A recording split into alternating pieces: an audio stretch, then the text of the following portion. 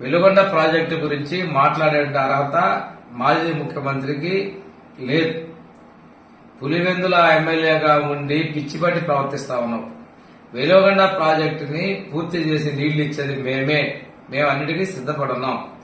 Veligonda project పూర్తి కాకుండానే జాతికి అంకితం చేస్తానని చెప్పి ప్రజాధనాన్ని దుర్వినియోగం చేసినటువంటి వ్యక్తి నువ్వు కాదా జగన్?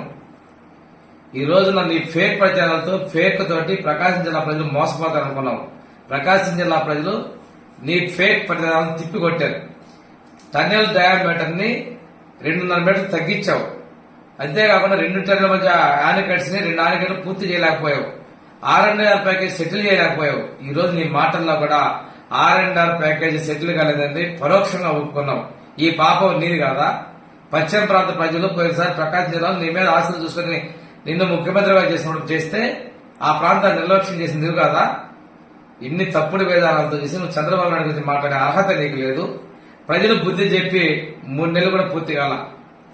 ఏదేదో మాట్లాడుతా ఉన్నావు, పిచ్చి ప్రలాపన మాట్లాడుతున్నావు. ఈ ప్రాజెక్టు పూర్తి చేసేది పూర్తి చేసి మేము ఇస్తాము.